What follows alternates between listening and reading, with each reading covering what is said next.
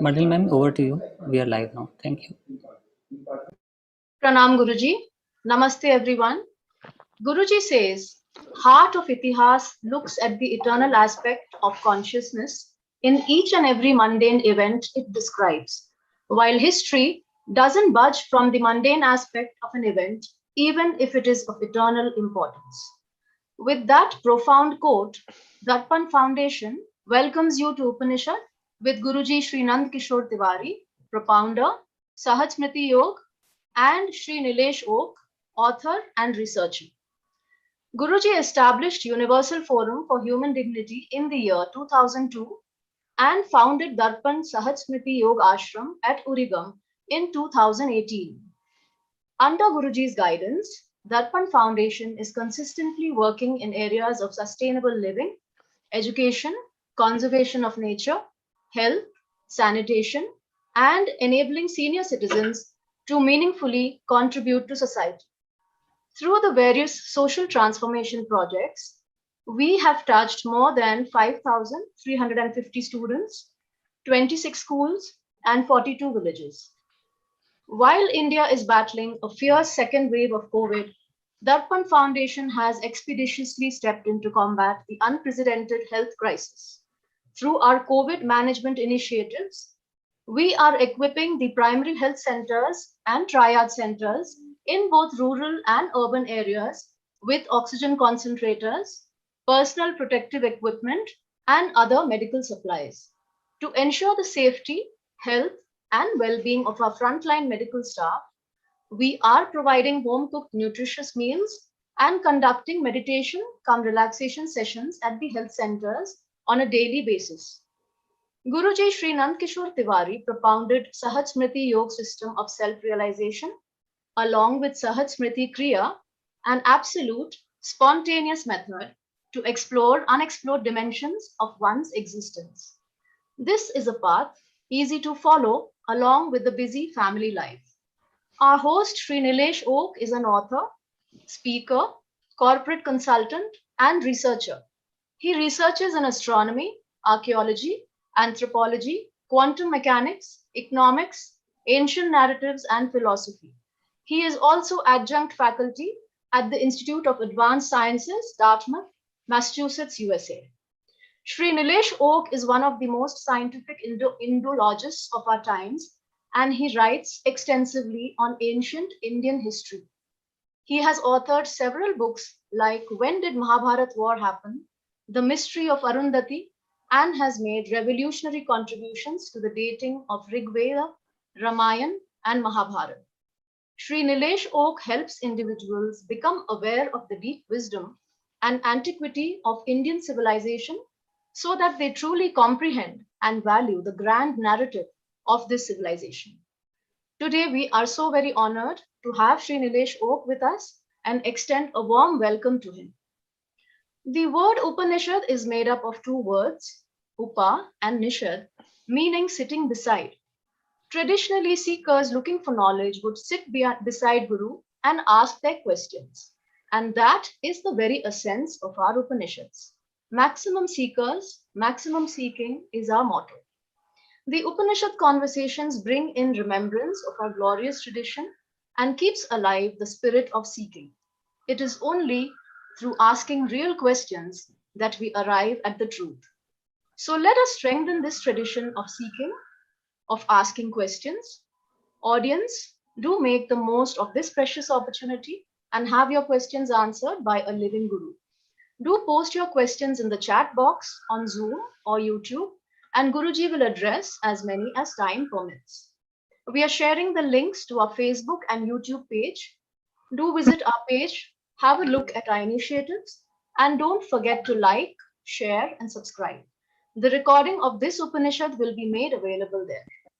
Today's topic is Itihaas and history, and we couldn't have asked for a more befitting host than Sri Nilesh Oak. Without further ado, let us commence today's Upanishad. I request the audience to disable the video and mute the audio right away so that we can listen to this Upanishad without interruptions. Before handing over to our host Shri Nilesh Oak, I request Guruji to say a few words.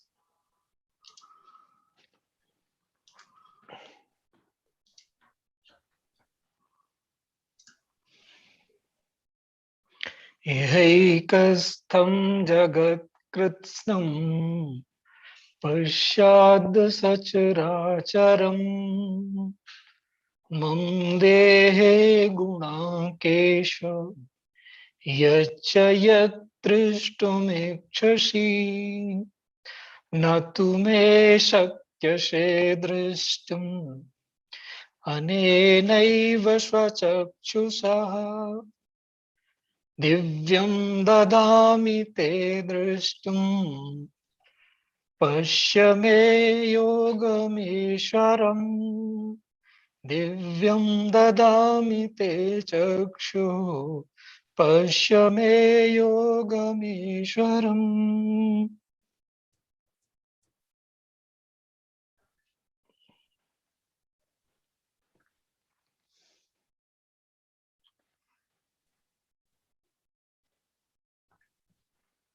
Welcome to all of you in this Upanishad.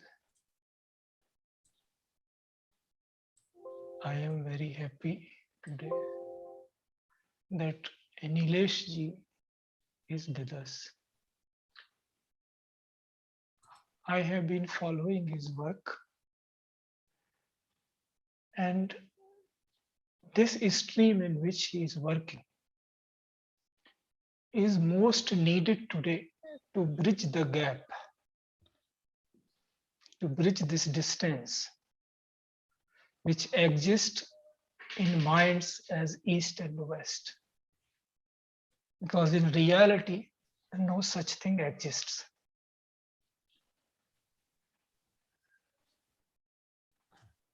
So this topic of today is very well chosen, and we always do a conversation about it as it flows. That is the spirit of the Upanishad.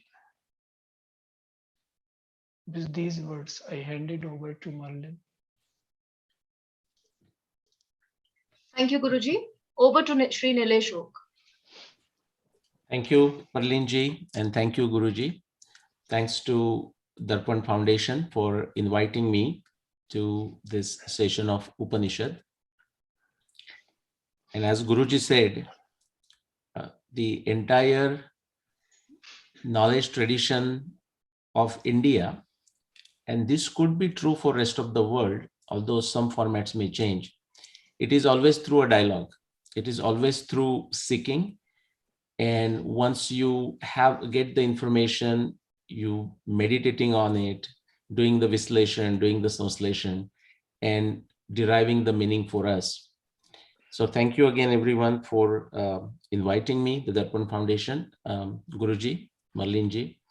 And there are many other players that we don't always get to see. I mean, we always get to see only who shows up on the video. But there is a very small team, but very active team, very professional at Darpan Foundation. We were interacting for a long time to bring it to this day, and they were working meticulously to make this happen. So my thanks also go to them. I will not say the specific names because I will definitely miss one. And so I don't want to do that. With that, Itihasa as a broad subject, Itihasa and history. And Guruji, my question to you, or for your broad comments, you mentioned that this is an important subject. In the Indian context, or for an Indian mind, and therefore also for a Vishwa mind eventually, what in the tradition, what was the importance of Itihasa, why that was created, and what constitutes Itihaas as far as we see the broad ancient Indian narratives that we have. So this is what the spirit of Upanishad is. I know a zilch about history and I am talking to a historian, but I have to answer that question. And this is how, having said that, because all history, when we say history and Itihaas, Itihaas in our say Itihasa, it has very simple two meanings, which most of us who know language are very popular. That is how that was. Itihasa. This is simple meaning. Another meaning is Itihasa. Means iti means is, hasa means laughter. What is the reality? It is has. It is ahlad. And this answer was given by Yudhishthira to the Yaksha. When he says, what is inevitable? He says, this harsh, prasannata. Now, setting is important. Yudhishthira is saying this when his four brothers are lying dead in front of him, because the word used there, we do not know whether they are achetan or dead. So he's considering them dead, that no, they died. Your brothers died because they didn't follow. So in that setting also, he is saying that happiness is inevitable. So one meaning of Itihaas is that can we reach to that consciousness where we feel happy, Satchidanand, that kind of feeling. So Itihaas, one meaning is this, another meaning is that is how that was. What was that? Means we go in India, we see, as he says, the history of human heart, Itihaas, that in any situation, we look for the meaning, what is relevant for the next generation, what is the message here, what are we supposed to imbibe in our character. So that is how the history, Itihaas should be seen, not history. See, this translation, because we generally speak in two languages, Hindi and English. So sometimes that happens. Generally, when we are saying Itihaas, we are speaking of our tradition, that how in Indian spiritual traditions, we have been looking at it, Itihaas. So we look at it this way, that how that character was, like how the Ram was, how the Arjunas and other Pandavas were. So what is there for us as a humanity to take a lesson and stay in that consciousness, so that it stays forever. So for us, history is never a thing of past.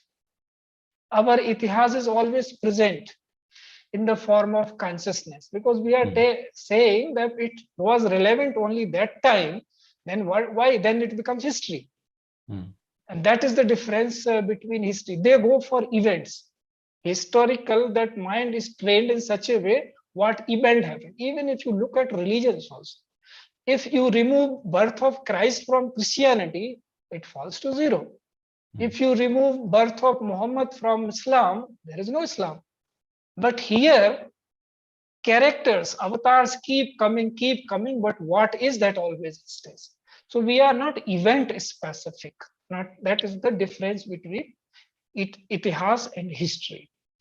So in Itihaas, we include everything. Nothing is left. Whatever is there, that time's consciousness, that time's life, how they lived, everything is included in it. Because Itihaas, that is how that was, and therefore that is how it should be or it is. But in between, technology changes, so many things changes, lifestyles changes. So it becomes difficult to relate to those events. And that is where the role of people like you come. That through different disciplines, you gather one by one facts and try to show, look, this is the event and this is the purport from that event. So that history and Itihaas, they need to have a dialogue and come that to that extent the event was there. And to that extent, it becomes part of Itihaas. To this extent, this was history, because in every time, we do not take in cognizance mostly that any time's history, when you are looking at history, it is always selective. There is no point in saying this is selective history. Like now we are living, so many things are happening in different parts of the world. Look at 10,000 ahead of this. After 10,000, if somebody wants to know what were happening in the pandemic time, God only knows what facts of which part of the world they will get, whether Ethiopia, Africa, India, America, where from they'll get and what facts. So, but that time they will say this is history. Nobody will say this is selective, where from you have got. So history is always selective. And that is a big difference between Itihaas and history. Itihaas is never selective. It always takes completeness into cognizance and try to convey it. That is why everything comes back to spirituality from where it begins. Because if you have to transmit, communicate the whole along with dialogue, it needs to be transmitted. And that is where the role of the spirituality comes. So broadly, Itihas includes everything. And history, as I said, that some facts of that time, as many as available, people could record. And rest you will throw a light on because you are subject expert. Well, Guruji, you gave a wonderful insight there. Especially, you gave there 3 or 4 different ones. But when you said at the end, Itihas includes everything. And in that sense, it's also open-ended, which is to say they have shared their experience through the medium of past event, like Purva Vruttam Katha Yuktam. So it is said. And I compare this. In fact, sort of a weak insight came to me relatively recently. I would say maybe last 2-3 years. In a business school these days, or now this is happening for a long time, that they give case studies of a certain business venture, what happened, and they write it as a case study and is given to students to figure it out what the CEO should do or some problem like that. And when you actually give the answer in these business or MBA courses, whatnot, they actually afterwards you realize that the professor is not looking for one correct answer. In fact, there is no one correct answer. But what is your thinking process? How did you arrive at that answer? In that sense, so therefore, when you said at the end, Itihaas includes everything, it's open-ended in the sense we can continue to learn from the Itihaas.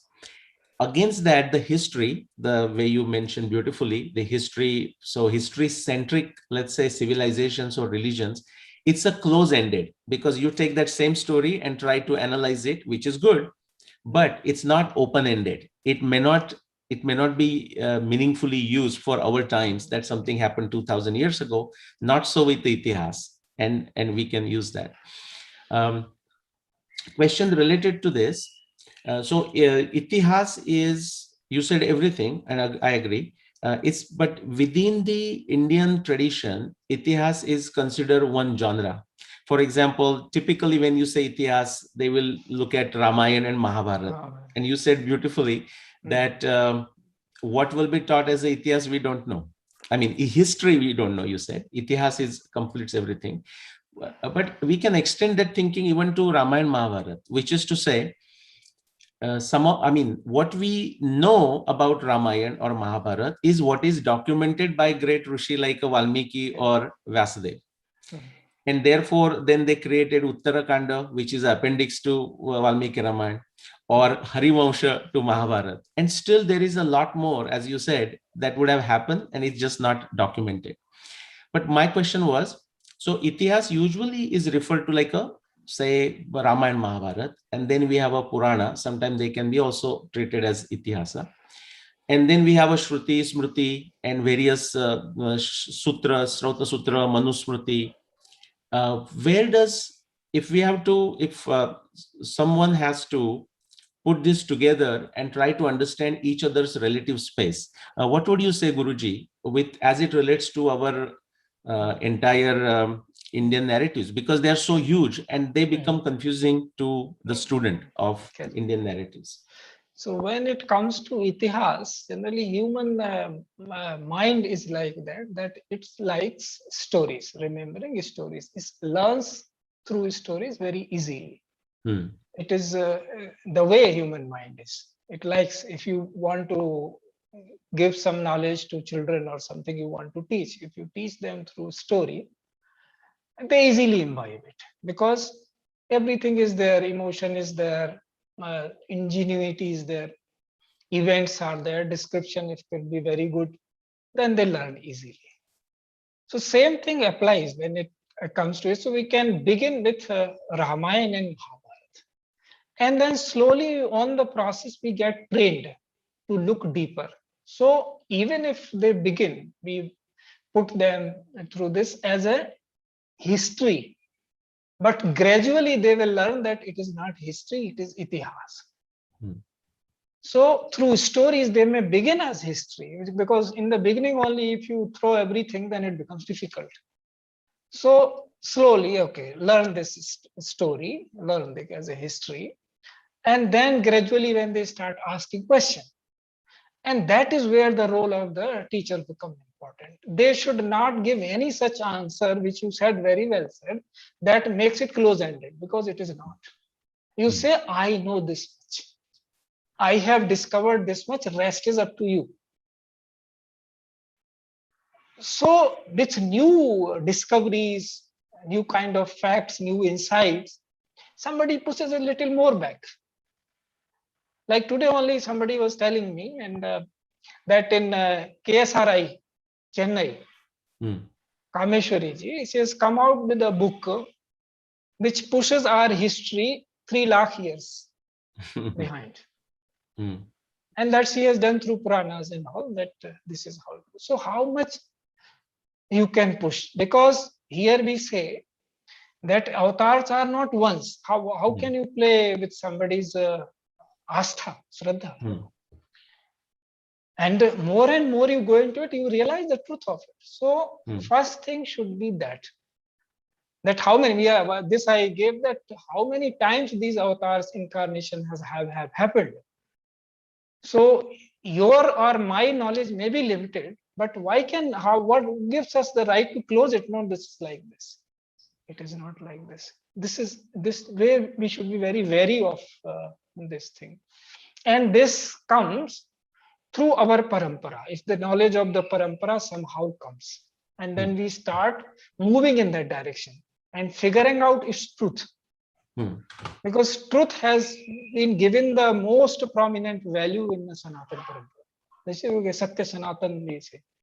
First we put the word Satya. So the Satya has been defined in various ways. Easy I find is that Adhyatma Jnana Nityatvam Tattva Jnanartha Darshanam Etad Jnanam Iti Proktam Ajnanam Yatato Anyatha.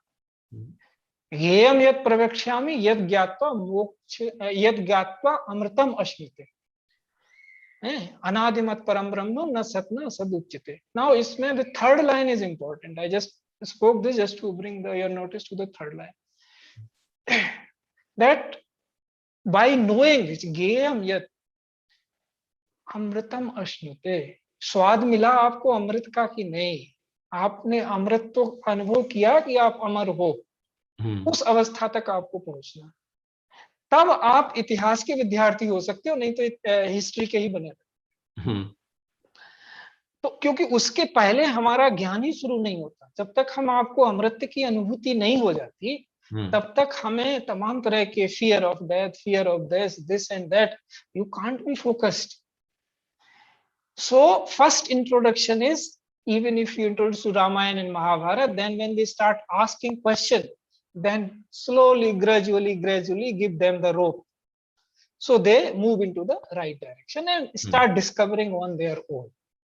So their mind opens up to the higher possibility. And once their fear is gone about their own existence, definitely they are going to be the enlightened people of the world. Because this is one thing, fear of this or that, which keeps people away. Or anybody who has done any research or something, if you do, I'm just saying roughly, anyone can do this study, those all people will be fearless in some or more amount. Otherwise, they can't do any research. They can't speak it out that this is what it is. Because some or the other thing, somebody comes low, if you have discovered this, take this, give this. That kind of thing will start happening. But if you have, no, I am immortal. Every word of mine, every step of mine, I am responsible for it. I am going to undergo its karma. then you become very careful and Mm. responsible. So beginning can be Ramayana and Mahabharata, because in younger age I am saying, so they can, or even those who have in any age, if they have not read it at all, they have not been initiated, they can begin with that, and gradually then they should find some teacher and understand by and by, so that from this all through Ramayana, Mahabharata, then Purana, Smriti, then you reach to the Shruti, and that is, then you are there. Yeah. So you talked about the experience of Amrut in this response, and the first one, you gave two definitions of Itihaasa. The one is, of course, that it's all inclusive, and what's the purpose. But the second one, you said Itihasa, and there you said the joy that one should feel. And I'm glad you gave those both definitions, because usually, since I'm now studying this for many years, or researching it for many years, people ask me, why do you do this? What is the benefit of it? And of course, because now they ask the question, I give them some answer. I will now use this video to just play it to them. But the second aspect that you just mentioned is actually was more important to me, or I would say at least that is how my journey began. So when I started, it wasn't some big project, oh, Itihaas is very important and I need to research it or anything like this. In fact, it was something very small, when one particular verse that came, and when it fascinated me. One reason is because I understood it, at least the meaning of it, and I knew a little bit of astronomy. And then when I tried to search to see what other Itihasa researchers have done, and I found that it was still a mystery. Like Vasudev has said it, but it was a mystery to all of us, at least for our times. And so I said, well, let me see if I can find the answer. This was not meant for anybody else. In fact, it took me 15 years, like from 1995 to 2009. And I remember right here where, the same city where I am in, I was still in this same city. And on the Friday evening, I was sitting at night and again working on this. And when actually, finally, I demystified, you can say, my immediate reaction, people ask me, so what did you feel? And the people will think, oh, you must be feeling so excited, so proud of yourself, and what a great, none of those particular expression was there. Actually, it was just a joy that is difficult to describe. It wasn't a joy in the sense of a laughter, but it was a joy in the sense of a peace, like a contentment. And almost in some phase, I felt, if I had a choice to choose my moment to leave this body and just move on to the next evolution, this is a perfect spot. And knowing well that I wouldn't be even there next day to tell somebody, but I did not feel the compulsion to tell somebody. So it is a something experience, I think, that maybe just a spark of it, that Amruta experience you talk, that you get. And sometime, of course, then we get back to our everyday life and we may forget it. Now, the other point that you mentioned is the Parampara. And Parampara, just like Kameshwari ji you referred to, she had a conversation with you and say, hey, can we extend back to millions of years, 3 lakhs years, whatever the number is. The approach that I follow is, as you said, or even I agree, that it should never be close-ended. We know so little.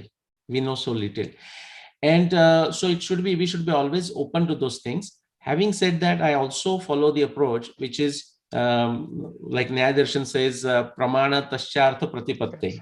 If I'm going to say something, there better be an evidence that I can talk about. And so, Guruji, my next question to you. This typically gets me into trouble on two fronts. Okay. One is there are people, again, just to give a name, I would say this is the, you can say leftist, communist, postmodernist, again, not to give them a name or in a good or bad name, but just to represent that position where many times they think and therefore it is true to them, meaning it just is their opinion, and the opinion over a period of time through peer reviewed journals, papers, books, it becomes like as if it's a truth. That's one side. On the other side, and for a lack of better word, we may call it Parampara, where people would say, read something in the Purana or read something in even Valmiki Ramayana, Mahabharata, And to them, because it is in the Mahabharata, it is literally true. Okay, just as an example, I'll give it to you. Like say, Rama ruled for 11,000 years, or when Rama is ready to go to Vanavas, just before, Dashrath is like 60,000 years old, or 77,000 years old, and something. And then what happens is, now I don't know why they feel the attachment to that, but that is why my question to you: what would be your guidance or suggestions, advice on dealing with these two extreme groups? First of all, I am very happy that you experience that Amritam, and the way you describe this is Amritam. When happiness, peace, bliss, everything melts into one. You can't give it a name, you just feel. And what better way to express it can be when you say, even if life goes as this moment, it's done, it's fulfilled, I have no complaint. That is Amrit. So, our seers experience, and they say you can be in this condition for more time, if I can say, not 24 hours, because it will be too idealistic people to even to listen.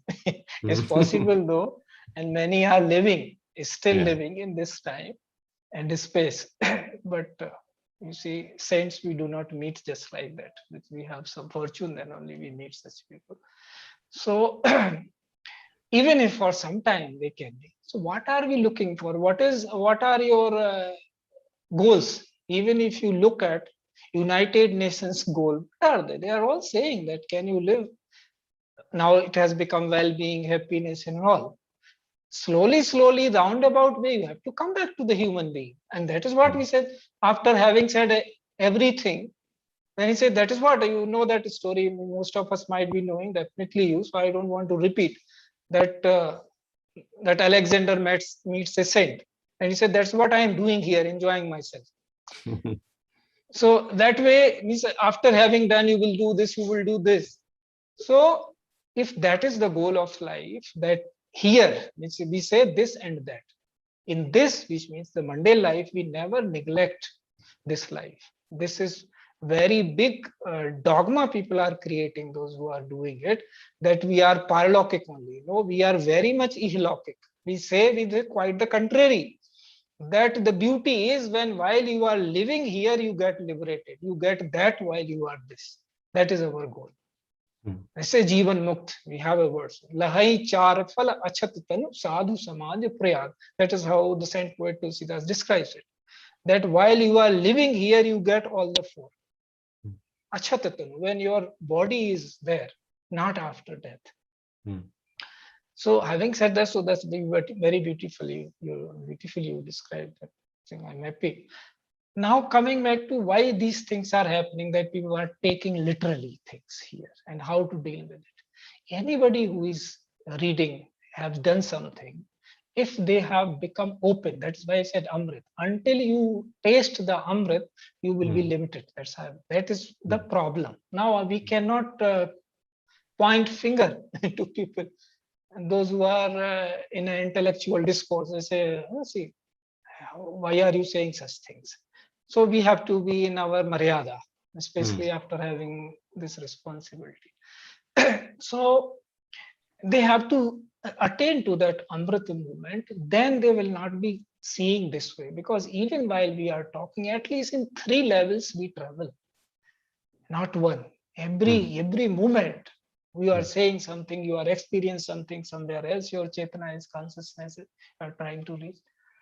So even if you read small stories in Mahabharata, like those guru and disciple stories given in the beginning, that somebody is going to bring something to pay Guru Dakshina to as asked by the Guru's wife, Guru Ma. And on the way he meets something, he said, you eat, meets a bowl, and he says, you eat this gobar, cow dung. It is not, if somebody takes it literally, what can be done? So they have to come to the right understanding and to the right experience, what it is. So that is, if they have read even a text properly, then how can they omit certain events and take some certain literally? So they have to be wise enough to understand that what is where the consciousness is working of this person, what is happening, and that happens. That is where the parampara, Guru Shishya parampara, becomes important, because such things can be experienced only through Guru parampara, because there is somebody already there who has traveled the path. So you can just in that vicinity we gradually get to it. We learn it that this is how it is. We experience it. So for such people, only this can be, they should be open. And the remedy for that can be the works like you are doing, that through multidisciplinary facts, like you have facts from astronomy, you have facts from archaeology, for anything from rivers you are trying to find out, everywhere you are in all 4 5 disciplines you are trying to bring facts of that time. Even if as I said, that somebody is pushing it, I have been informed that to 3 lakhs, pushing the history total, this our Itihaas, that goes beyond Ramayana and Mahabharata. That's what it is. So in that sense, that can be possible. No? But what we are saying at the current time, this earth, so many times if it has happened, it has been merged. So what this earth is same, no, in which we are living. So if that happened into that period, Itihaas, something or the other must be there as an evidence. Right. So for such people, we can slowly work on that much more as you people are working.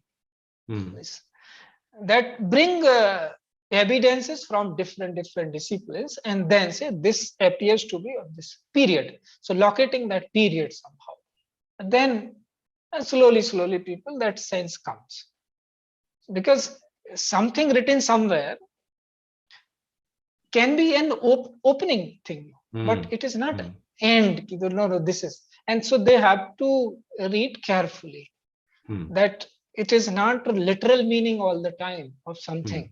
Like Agni, simple word we say. Now we say the fire was burning, and he was burning with anger. No, the person, if he burns, then where is the person? Simple example. You say, no, it is written there that person was burning. Then so it's with rage. So burning is a metaphor. Yeah. And then it has to be read with so much insight. So until we reach to that stage where we cross all these, we transcend all this, then we get that real sense, which I am referring, that everything will bring you to the happiness, peace. Oh, this is how it was. So you become one with all that. But before that stage to arrive, these are the things that through multidisciplinary approaches, we pinpoint and indicate that we see this way. And to them, only openness and prayer. I mean, ultimately, this is how that they get to this, and do not take things literally, because in that same text, they will find support for what I'm saying. Right. That they should not take it literally, because all Gyan is, and how they are saying, you have to make your medha, how to judge, how you reach, what kind of wisdom you should have. So say everything is for your wisdom, how wise you become ultimately. So you do reasoning, everything, as you said, Shushrusha, Sarvanam, Garanam, Dharanam, Tatha, Uhapo, Artha Vigyanam, Tattva Jnanam, Adhiguna. So all these 8 things you do. Uhapo means go to and fro, you discuss it. Uhapo is one exercise, whole exercise. In that Uhapo, all these things can be removed, can be with discussion, dialogue properly. So if we are adamant, as I said, that then there nothing works. So we have to open up to the people that you are not going to lose anything in it. You and I both gain, because we open up for new possibilities.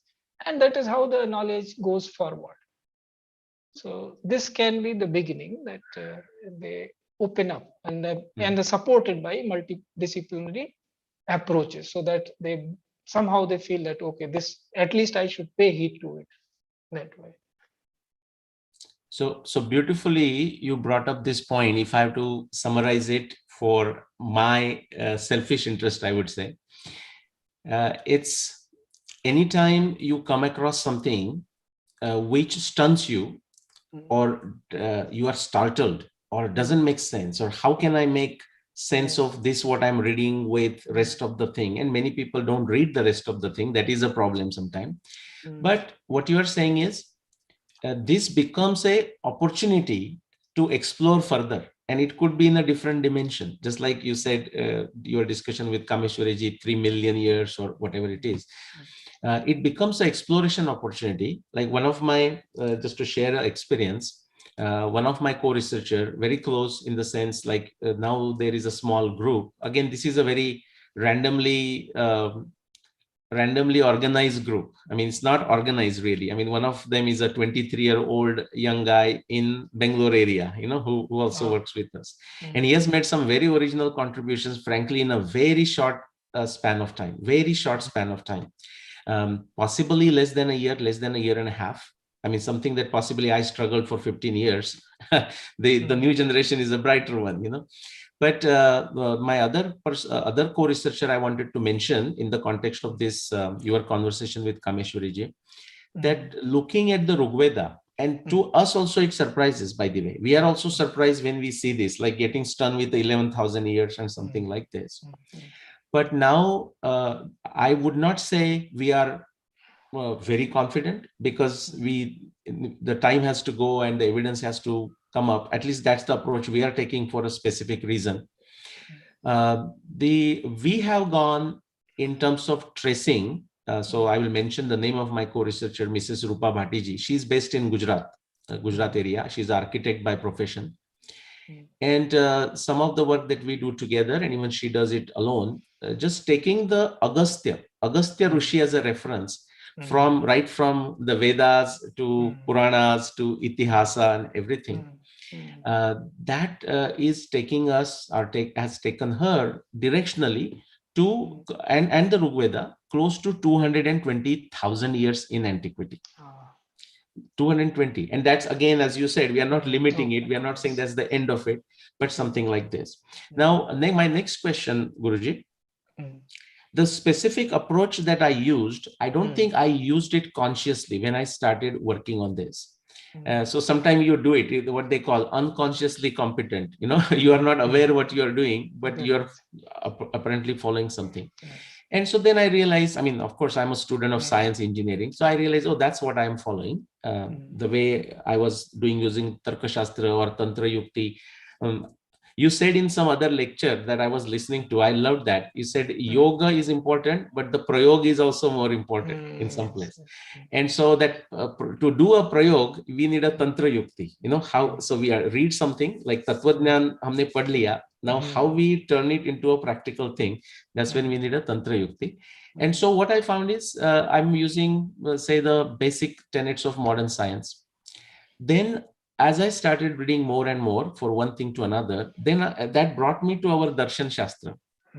And even my thinking about the Yoga Shastra, Patanjali's Yoga Shastra was, it's all about closing eyes, crossing the legs, and, taking a deep breath and doing something. And when I started reading, I found it fascinating. I'm just saying, hey, whatever the science the modern science, the methodology that I am studying is there in the Patanjali Yoga Sutra. And then I was talking to one professor, of Indian origin, and he said, read Nyaya Darshan. And so I went to Gautama's Nyaya Darshan, and the journey began. And if you have heard the name Professor C.K. Raju, he has actually written a book which says, Is Science Western in Origin?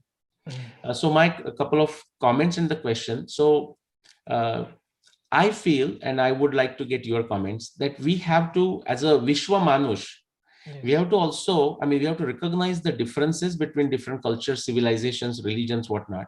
But we also have to go beyond the dichotomy of ours versus theirs, or something like this. Wherever it is good, we should take it. And sometimes they have, the Western Europe has made significant progress, like the technology wise. And that will be my next question, but I'll hold on to that, the science versus technology. So my couple of points is, as a science and the tattva, the darshana as a basis, and use of darshana in understanding ourselves, understanding spirituality. What are your thoughts, but what are some of the suggestions for people who want to study this, the importance of Darshan Shastra? See, as first one clarification I have to make that it is not I spoke to Kameshwari ji, somebody told me that she has Okay. written that book. Yeah. So, and so when we are talking about it, our darshanas, see, by and by as the materialism grew means our time started being devoted more for our mundane activities. It is unfortunate in some way because otherwise, if we are taking, because we do not go, that's the problem. It will become a very big discussion. What we are saying for some another day, that we take that approach from food gatherer to hunter, and that's how we are. That's we will have to explain a lot. So we are saying now also people's leisure is less. If you see common in a general sense, few may be in the society who have excess of it, but most are deprived. And consciousness runs through all. It is not one person's property. It is held in a consensus by all, so to say. It moves. So everybody has to be happy. More number of people are unhappy, more the flourishing of knowledge happens. So when people want to see that, so that's materiality when it gains. So from Shruti, they came to Smriti, then they came to this, all these Upanishad came after this, the sequence we see. Shruti, then Aranyak, Brahmans, all those things came, then Darshanas, then we came to the Puranas, and then all this is history, we call Itihaas, is there. So gradually this, in some way, this is downfall, in another way, it is evolution. Both things we have to understand very clearly. It all moves. It is because in evolution, both things move together. So we have to keep always that in mind. Evolution happens like that. It get refining. So materialism increases, but spirituality also increases. But who gets that share? That is important. So darshana came when we could not reach to the Shruti. So they said, okay, through reasoning you can understand. So came the Nyaya Darshan. And that, look, this defined, this is how by reasoning, pure reasoning, it defined this is how your nature are, that is how you are. That is how that is what the nature of the existence is. So all Shat Darshans. Nyaya, after that came Vaisheshik, then you have, as you say, Yoga, Shank, and then you have Uttar Mimamsa, Purmimamsa, and Uttar Mimamsa, which is Uttar Mimamsa is, as you know, called Vedanta. So these darshanas, they gave reasoning. They made you perfect. So the way people define science, sometimes if somebody goes through our darshanas, their view will change about the science, like what the real science is. The science is not just you make something and that is science. Science is a whole lot. So because in every Shastra, if you say, when it is written, even in the beginning, Ramayana, what is written? Tulsidas wrote Ramayana. In the first page only he says, Vande Vishuddha Vijnana Kabishwaro Kapishwaro. First thing is this. In the first sloka, it begins with this. Varnanavat Sanghanam, that ends with this. This comes in the middle. That it is also Vijnan. Which I see, this is all about drishti. That is the thing, that whether your drishti has transformed, has it reached from history to Itihaas, then you will see everything scientific. But that science is something else. I mean, it's not limited to making some applied science only. And you are science. See, look at our own. This this is such a wide thing. We say we are made of Panchabhutas, then we say we are Ashtadha Prakriti, 3 more, we add subtle things. So if we understand this, that means how great this science is. We are always saying that, look, we are not something different from our environment. Most of what, or all of what is constituted in us is made of all this environment. All these 5 elements, if you go higher, then you wrote Man Buddhi Ahankar. So then it becomes 5 plus 3 more, Ashtadha Prakriti. until you reach. So they say in our Shastras, it is very clearly laid out. But we have to, either you go through anything you take Upanishads, you take Darshans, they all mingle together. Because that oneness is everywhere in Sanatana. Any thread you pick up, it is like a string theory. You reach there only. Conclude that it will end there in the ocean. So every way we are approaching, it leads us toward that. Either way, we can take darshanas if we are very going for the reasoning and reasoning only. If we have some sweetness also along with reason, we can go Upanishadic way, where everything is mixed, and that's why it suits human beings so much. I mean, think in the current scenario also generation, it has a kind of balance for all.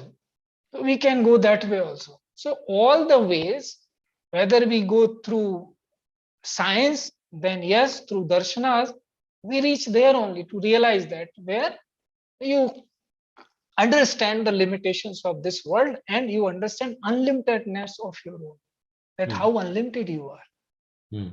So until we are somehow pointed towards that, till then neither we understand science fully nor anything else. This sense of being limited, that you have only this worth to do everything and nothing more, every way limited, it makes you fearful of the things. So if we have to go towards science, that darshana can be a very beginning. As you mentioned, this Patanjali's Yoga Sutras. What a wonderful treatise on Pramar, that how everything can be step by step. Pramar, Viparya, Nidra, Smriti. Every step that you cannot leave one, and it's become very clear to you that step by step you can reach, and it is a kind of descending down, because people say it begins with the samadhi path, other way around. Right. Atha yoga anushasana, yogas chitta vritti nirodha. Now, if you could not do then the third step. Otherwise, enjoy yourself. Tada drishtu swarupe vasthami. If you come down from that, then vritya, vanchita, then you vritti, then you have in this world. So it comes from top to down, then slowly it keeps explaining. So anyway, what is more science than that? Yeah. So which way we are saying, in which particular, through which discipline, which parampara we are going, science is a very wide. And wider than that, as I say, is spirituality, because it is the mother of all sciences. Right. So and so Guruji, you see this consistency that you just described, Yoga Sutra, where right at the beginning, the topmost thing is given, Atha Yoga Chitta Vritti Nirodha. And he says, if you cannot do this, then do this. Just like Bhagavad Gita, also Krishna does the same thing. Do this, but if you cannot do this, then at least do this, do this, brings it down. And even Yoga Sutra brings it to a very practical, I mean, it's all practical, but even something that may sound mundane, like where it's not mundane, but it will say, for example, Bhuvana Jnanam Surya Sanyamat, or Chandre Tara Vihod Jnanam, so it can come anywhere. Find something, focus on it, do it, you will find your joy. And so, that was my experience. I wasn't aware of a Darshana Shastra. And when somebody suggested, and initially it was a bit dense to me because of my limitation with the language, and they are in a sutra form. But as I spent time, it so fascinates me. I'll just mention was someone who I was really impressed in the Western world, as far as the scientific approach is concerned, was Sir Karl Popper. And so my research started with his study as a sort of a background. And I was so fascinated. I mean, I truly thought, and this is going back 25 plus years, that I don't think there is any greater mind on science than Sir Karl Popper. I did think genuinely. Now, I still have a great respect for him, and his books are right here next to me, and I refer to them. But then when I was introduced to Patanjali Yoga Shastra, and then the Nyaya Darshana, and I was saying, my God, and just again, the same experience, it's unending. There is no end to that. The sutra number may end, but what they're going to tell you simply doesn't end. Partly, one of the confusion that I see uh, among human beings, I mean, around the world, but limiting ourselves to say Indians, but it's true everywhere. The technology that has become possible in, say, last 200, 300 years, like steam engine, we will start somewhere, steam engine or something like this, automation, now the smartphones, and then the online technology, like with the way we are communicating. This is all wonderful. This is all very useful. I mean, we should be very thankful to it. We should be very happy about it and enjoy it. But partly that has created a confusion that at least I see it in people's mind, both young and old generations of Indians and even around the world, because the outsiders will say, oh, well, you guys were backwards. You were backwards and you are backwards when looking at the Indians. And many times they are referring to, yes, granted, we have IT folks and whatnot, but still not always the entrepreneurial at the top. And so people confuse, Guruji, I feel, between science and technology. So for example, many people are not aware that the basis for some of this technology, even the worldwide, and the revolution, the industrial revolution that happened in Europe actually came from India and the other places like, say, South America, China, and so on. So if there is from a spiritual point of view, to convey the differences or possibly even the similarity between science and technology, and how India was very deep in science. It was and it is. It's up left to us whether we want to extract that and turn it into a technology. If you would share your thoughts and what you think, that would be great. This is tragedy in a way, that we do not know our legacy. See, just simple, which means everybody can understand. Look at the temple architecture of India. Despite so much destruction by different people, attacks have happened.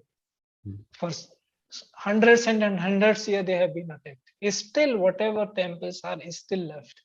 Look at that architecture. Living example, if you want. Can anyone do such kind of architecture without knowledge of science, perfect knowledge of science?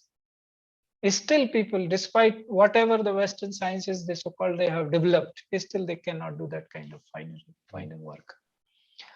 So they were well versed, there is no doubt about it. And if we read, that's why I see, if you go to all the seers, that's what the Itihaas, we say we go to the people. But unfortunately, we have not been told about our personalities. They have been either fictified, that oh, such a person existed or something, or it is a fiction. That's what. So that they have to be exposed to that. This is our duty, that we expose them to that knowledge.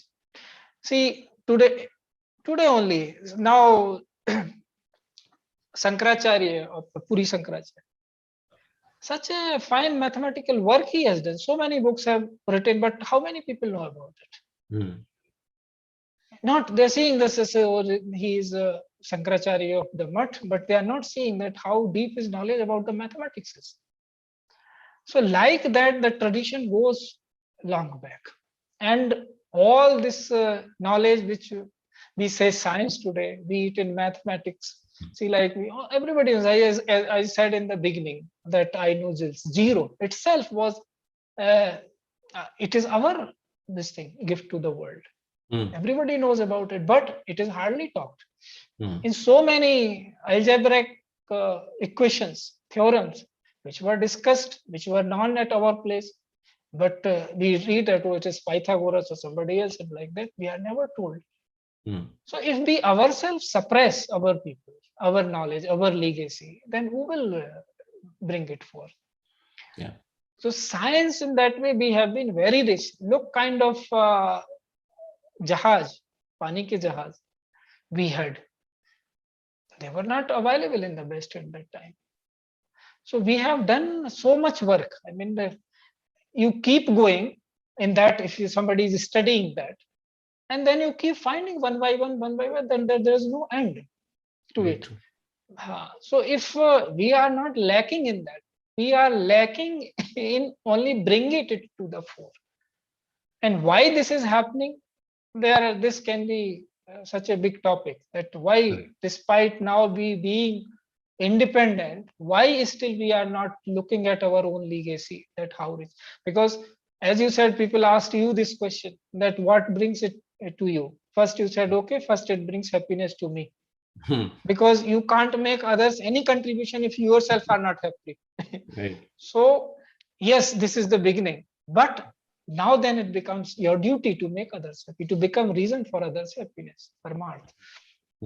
So that if that is true knowledge, then it is our duty to bring it forth. And whatever superfluous things have developed around that, remove that. As you said in the beginning, you indicated about it, that what to do when people start taking things literally.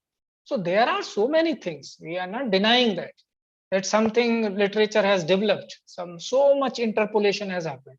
Correct. I'm not denying that. Correct. But since you say if interpolation has happened, then I'll throw with the baby with the water. Right. You can't throw the baby with the tub. So that has to be understood. Now, bringing this confidence that science was very much done here, and that legacy is somehow still so much restriction, still manuscripts are available, knowledge is still there. And if the new generation starts working at it, then it will again flourish that way. Then you will have that self-confidence and look into the eye and they say that everything we had, only thing because of such and such factors, it has been suppressed or it has been stolen and we have not been given credit. Somebody comes and start telling certain things. No, definitely there have something, some weaknesses have happened. Otherwise, this would not have happened. Somebody, something, some weakness, we could not figure it out what it was. Correct. And if we could figure it out, we could not make it public that this was our weakness. Like for one, I give one example, that we here in India, our Sanatan Parampara says among the Panchayagnas, this is certain things we are supposed to follow, that we say honor the guest. Guest is Atithi, Bhagwan Karu. But the foreigner who is coming with an attitude of attacking you and you are providing him land and everything and making him sit in midst of you, Bhagwan ka roop samajh ke, and he is turned out to be something else's roop. Right. Then you have to be careful, alert also. Yeah. So because of so many, if you read Kerala history anywhere that way, you figure out so many such stories that kings gave the land just like that. Okay, you make your place of worship here, you stay with us, and certainly their subversive activities starts from that place. Correct. So we have not been careful in that, or we have been much more liberal. So spiritually, the problem is this, that spiritually we have experienced, our seers have experienced, and this is our legacy, that India is heart of the world. That is how it has been described. So our heart is still, we are soft. Yeah. We open up our arms for everyone, and wherever we are going, we mingle in that society, and we do very well as an individuals outside. So all these things are there. Now, how to bring them to a shape and into a kind of module so that people start seeing, because people do not have that much time also. They have to be given in a very limited time look so that their direction changes. Once they start looking confidently, because whatever inventions, modern inventions have happened, so they confuse this technology with this science. That what is applied sciences and what these things are, this thought that no, this is only science, and currently we are not having any such things.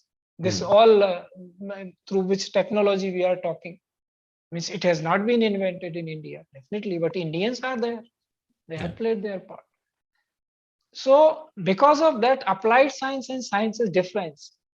And these things which we are seeing currently, because of they get overwhelmed. And says maybe we are being, and then comes this Dusprachar machine, which keeps feeding you lies and lies about and then puts you down. Yeah. So once gradually they are shown their legacy, their self-confidence will come back, that if they have gone down, it is not because of something they did wrong. It is because of their equanimity, their this warmth of the heart that things have happened this way. So we can gather that courage again and can work at it, because that is how it is. So we are the seeker of truth. We never, as this parampara has never suggested anything, Guru Parampara, which is a lie. It says go for the truth, whatever it is, you accept that. So we have to just make them little take a turn so that their confidence comes, that they were no less in science. Yeah. Because these days it will be difficult to say if this can be summed up in one sentence, that we say no in difference of language, how the things we say purva. Purva is generally understood as east, but purv means which is before. Yeah. Pehle ka. And paschim means which comes later, which is understood as west. But this is not my, I will not translate it like this. I say pehle ka or piche ka. So if there is no purva, then there is no paschim. So everything comes from the purva. Right. To be it science or anything. But that becomes, no, you are trying to say it that way. No, you discover it, you go through it, then you will reach to the real conclusion that your ancestors were very good in science. They knew everything, but they maintained balance. They didn't go for this exploitation of the nature. Right. They looked at nature as mother and child. Like nature, they looked at as a lactating mother and ourselves as a suckling child. Like this much you should. But West has gone to the other end. They are exploiting like nature, that we control nature. We don't. We said we are nature ourselves.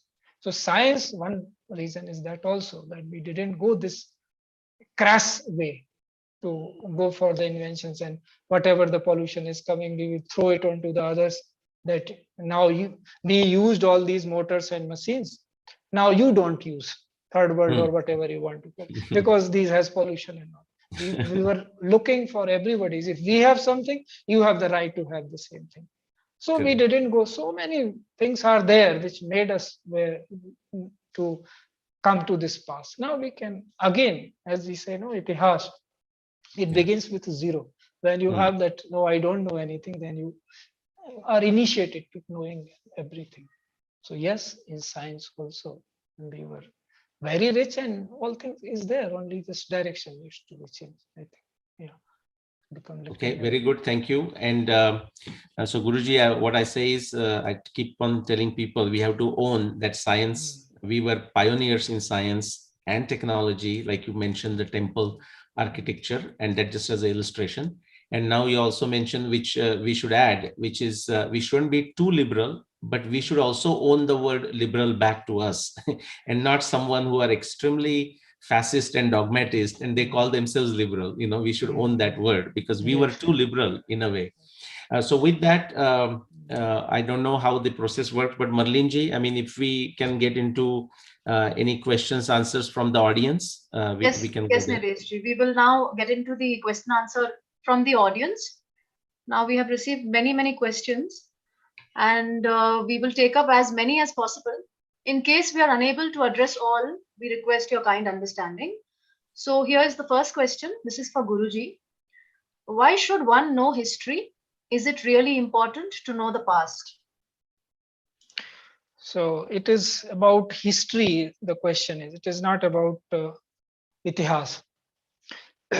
Anyway, both things we take. Knowing yourself is important, because anything, if you know, then it is easy to take a step, that how the earlier generation lived. So then you learn those lessons. That is why it is important, because so many things you will encounter which have already been encountered by your ancestors. So for history, it is learned from that. Do not make those mistakes again. And Itihaas, you learn to become a realized one, to become to what for we are here as a human being, what is our goal of our life. So Itihaas we learn for that, and history we learn to live life in this world only. Thank you, Guruji. Yeah. This question is for Nilesh ji. It's from our YouTube audience, Umesh Dutt. Is there a relationship between yugas, incarnations, and time like revolution of planets in our solar system? The sun orbits around the center of the Milky Way, etc. Okay, thank you. The question is, I mean, the answer to the question I understood, the answer is long, so I have to make it shorter. The yuga is in simple sense means a certain period of time, but as Guruji mentioned in a different context, not about the yuga. As we study more, our knowledge of these concepts expands. And so with my limited understanding, what I understood is that there are different types of yugas. In fact, I have classified them into 4 different kinds, such as like a theoretical, philosophical, practical, and chronological. And so the whoever asked the question, whatever different things he said, yes, they relate to the yuga. They also relate to the avatar. However, what we have to be very careful when we apply this concept of a yuga, that we understand what of those 4 categories the concept originates. And we have to be very careful in not applying the concept from one kind of yuga, say theoretical to chronological or philosophical to practical and so on. For example, a person who is in a devotional mood, like Chaitanya, there is a statement of Chaitanya Mahaprabhu. He says, Yugayitam nimeshena chakshusha pravrushayitam shunyayitam jagat sarvam govinda virahiname. When he's feeling a separation from his Aradhya Daivat, Govinda, the small, like a fraction of a second feels like a yuga.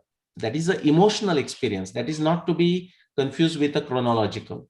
And so sometime in astronomy, the yugas are used to explain the proper numbers of planetary orbital periods. Like those are in millions of years, like 4.32 million years. We should not use them to understand our history, understand our Itihasa and chronology. So we should use viveka, discrimination in applying those. Thank you, Nilesh ji. The next question is for Guruji. Hmm. What is enlightenment according to you? Some have said that enlightenment is not attainment but mere realization. This brings up the question of what next? What is supposed to happen after enlightenment? See, all the 3 words you have used, attainment, realization, enlightenment, they are same only. There's no difference. And what happens? As I said, first thing is in Sahaja Smriti Yoga, we have made it very simple language, in simple words. That 3 stages, if you realize, that is, one is immortality. And in this Upanishad only, before you, Nilesh ji gave an evidence that this is, and I verify that this is how you understand about immortality, experience. So immortality you gain. And then your expansion happens, your consciousness, then infinity. And then we say you find out, you realize that you are part of the eternal one, who don't really exist despite appearing to be there. And that is the highest state one as a human being can attain to. So for a beginner or in a language, we say this Vaikhari Vani, there are 4 levels of language. There is a limitation in this language to convey something. So you can understand this, that you experience that immortality, that you are not merely this body, which can be experienced in many ways when you transcend body sitting in meditation. So you get that as an evidence that no, you are not limited to body. Otherwise, how will you know from this body, this instrument? When you transcend, still you don't die, you still exist. Then you deduce from your, because by then your intelligence, buddhya vishuddhya, your buddhi has become so pure that it can figure out that despite you not being body, you are still existing. So words have limitation, that we reach beyond that. That's where it is said, sabdadi vishyam tyaktva ragadvesh vidushyacha, that you reach to that stage where you are one with that. So what next? If you say, it doesn't make sense, because in infinity, it's infinity. If you just read about it or You know through math what infinity is, no end, no beginning. So you just expansion. You are just expanding. Your consciousness is becoming one by that, the universal consciousness, whatever name you give it. Again, because this language has a limitation. So we cannot say anything about it. This is an experience. There is no next into it. It's you become that, and that's all. Journey. So you call this sthiti or a journey, it doesn't make, because these dialects do not exist there. You are beyond dialect. All the dualities are over. Rag, dvesh, duality. Dvesh means duality in that sense. Do, two. You are not two. You realize that because of that you are this. This, when it is realization down, suppose, then your goal is reached. That still life remains, then you are there for others. Become reason for others to realize through you. So, because there is a limitation of time also, and very well about the Yuga, Nilesh ji, in so many simple, in small words, he explained, while he can explain it for hours and hours. But about Yugas, just one thing, this says, Nitya Yug Dharma Hohi Sab Kere, Hriday Ram Maya Ki Pere. That means Yuga all happening in every moment, so many Yugas are happening. So it depends, there's no end to it, which if you are restricting yourself to which Yuga meaning you are taking, and analogous to that only you are looking at pyramids. Like Nilesh ji's work. If he is speaking about Mahabharata, he is talking about the star's position of that time only, what is written in Mahabharata. So you take the evidence only from that text. So relevance, that should be remembered. You cannot take X and start comparing with the Y and that orange and apple thing. No, you have to be analogous. All these things are there. Same way about the realization. Once you transcend, then these questions are answered by your own self. And how you know that this is real, that is why it is called a realization. You will not have any doubt that it is not real. Anything, so long as you have doubt, it is not a realization, neither it is enlightenment. Till then, journey remains. Yeah. Thank you, Guruji. The next question is for Nilesh ji. Whatever little I have heard and listened to you, I have found the evidences provided by you quite convincing regarding the dating of Ramayana and Mahabharata. But as you mentioned, there are people who are not ready to change their position in scientific domain too. Why do you think that is? And what techniques you use to make the propagation faster? Okay, great question. In fact, that was my one motivation to come on this program and discuss some of the things with Guruji and get some additional insights. So why some people don't understand, I think we discussed in some ways, because it's a journey for everyone until they reach the stage of realization. Now, I would say, not that it does not frustrate me anymore, but it used to frustrate me a lot, let's say 10 years ago or 15 years ago or 20 years ago, when somebody will just not get it. And I used to wonder why they're not getting it. It's so simple, like a 6-year-old is getting it, 10-year-old is getting it, 12-year-old is getting it. And again, the Bhagavad Gita's and Krishna's wisdom and Krishna's guidance came to my rescue. For example, even in the Buddhi, Krishna in the 18th chapter will also say, how adharmam dharmam itya manyate tamasa vrita sarvarthan viparitamsha buddhi sa partha tamasi. So sometimes there are people, and we are all evolving. So not to put anyone down, but we definitely have at different stages. So some people, something you tell them something, they exactly understand, or rather misunderstand exactly opposite of what they're supposed to understand. And other places, sarvarthan viparitamsha, viparit, they take exactly viparitartha, 180-degree opposite. So more than likely, what can we do to convince them? It is more important to realize that such a people will always exist. If we can assist them, we should assist them. Otherwise, there are many others who are ready to receive this, and everyone's time will eventually come. Thank you. Thank you, Nilesh ji. The next question is for Guruji. Could you please explain the meaning of the following quote? Heart of Itihaas looks at the eternal aspect of consciousness in each and every mundane event it describes, while history doesn't budge from the mundane aspect of an event, even if it is of eternal importance. See, two great examples we can take to understand this is Ramayana and Mahabharata. About Mahabharata, you say if you read whole Mahabharata, you understand it.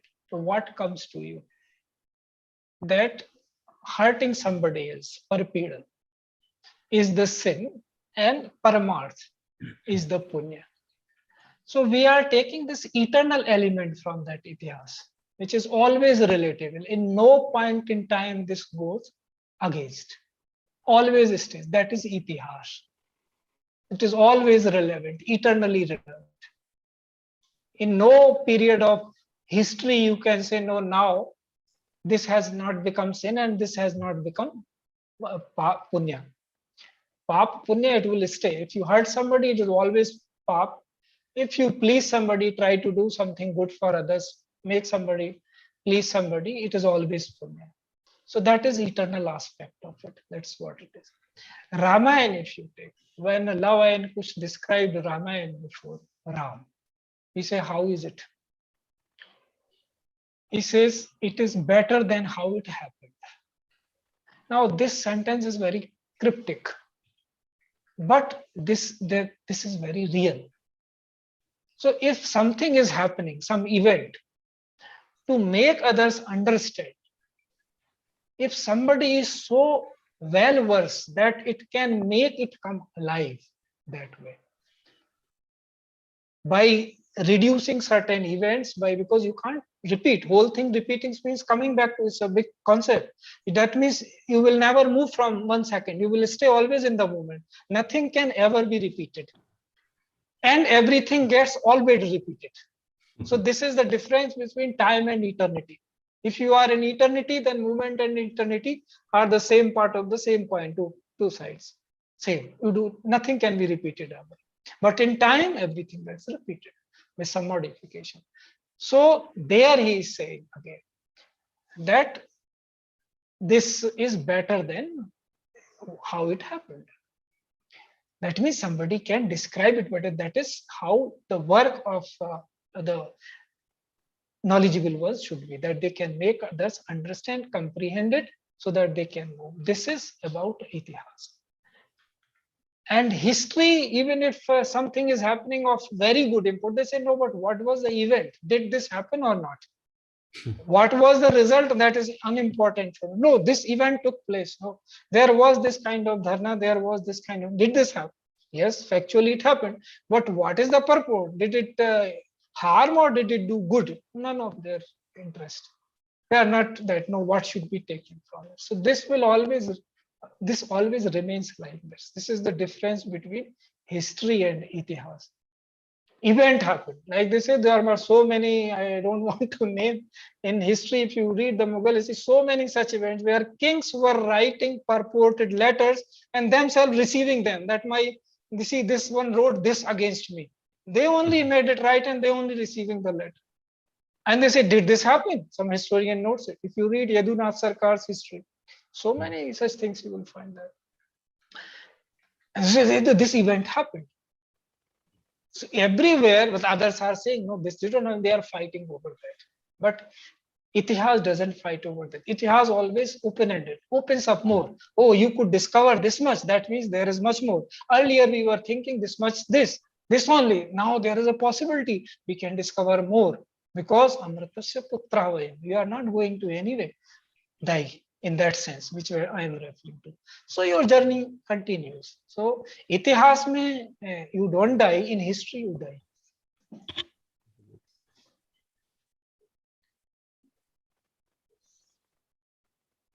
Thank you, Guruji.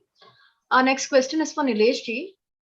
Today, a lot of focus is given to women empowerment, gender equality across the globe. With your understanding, was everything looked at equally by gender in historical period? What changed in the middle era that many of us felt the need for women empowerment in the recent past? Okay, great question.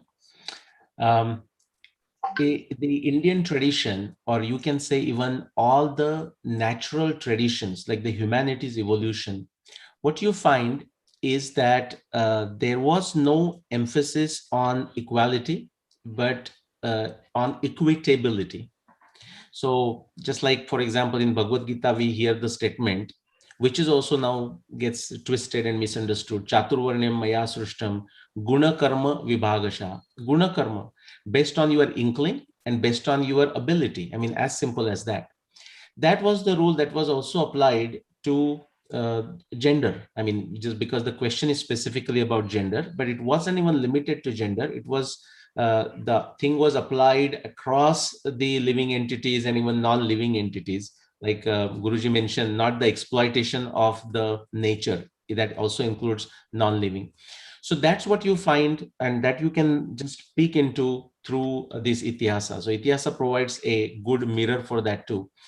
Also, before I come to what has happened in our recent times and what we think of it, well, there were always these deviations from what we would like to see as ideal in all times. So you will see these exceptions every time. But in general, like if you think of this divided as a Sanskriti, Prakruti, and Vikruti. So Prakruti is something that we consider normal, like just by the basic instincts, like what we see in the animal worlds. If they are hungry, they go for a kill, they eat it. That's kind of a Prakruti. The Sanskriti, if you think of it, even when someone is hungry, I may be hungry, and I find somebody else who is even hungrier than me or just equally hungry, and I have an ability to control my craving and share what I have, even a limited resource, with someone. That's a Sanskriti.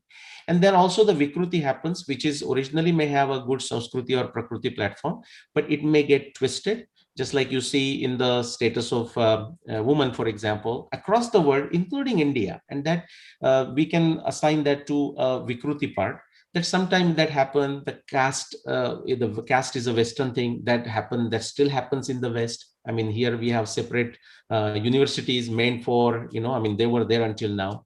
So that Vikruti will happen everywhere. However, what the Itihasa insights give us is that we also go through this, the cycle of civilization goes through ups and downs. For example, and I'll just end on that note because this is a big subject. You will find many attitudes towards each other, both genders, more liberal in Ramayana than in, say, Mahabharata. So sometimes, this is not a linear journey. Sometimes it can go up and down. And again, remember, we are making these judgments based on what is documented. There is a lot more that is not documented and we don't know. But based on what we do know, that we are actually more in our times, we are more conservative, more conflicting, more towards Vikruti than what you would even see in ancient times of, say, Ramayana or Mahabharata. Thank you, Nilesh ji.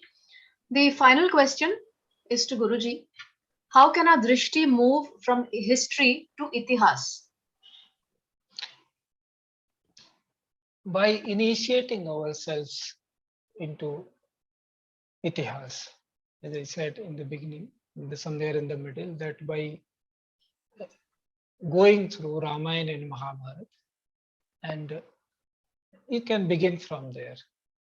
And I am very happy with the way Nilesh ji told about that. That proves the Itihaas, eternity of Itihaas, that we are having not even that kind of eye towards womankind today as we were having that time. So that Itihaas drishti, that means we have always to learn from Itihaas. So by initiating ourselves, by reading Itihaas, slowly, with interest develops, and by interest, that we begin to see more and more. And that is how drishti changes. Until that beginning is made, this vision will not change. So for drishti, we have to work, because drishti is nothing but your medha. Once you make it more purer and pure, it will automatically start guiding in the right direction. That this is the way, because it is inbuilt. Happiness, looking for happiness is inbuilt. Ultimate thing is that only, that you are looking for Amrit, because that is your nature. So once you expose yourself to that, it will ask for more and more, then thirst will increase more and more, and That is how the drishti will change. So initiation, first step, we should take. We should not delay. They say no. Good things should not be delayed, and bad things should be delayed as much as possible. Begin with initiation. That's how it is. Thank you, Guruji. Thank you, Nilesh ji, for this engaging and very insightful Upanishad. Thank you all for being a wonderful audience. We shall meet again next Saturday for another special Upanishad. Our host will be Padma Shri Dr. Subhash Kak. Make sure you log in coming Saturday at 7 p.m. India time. Once again, thank you, everyone. Harihi Om.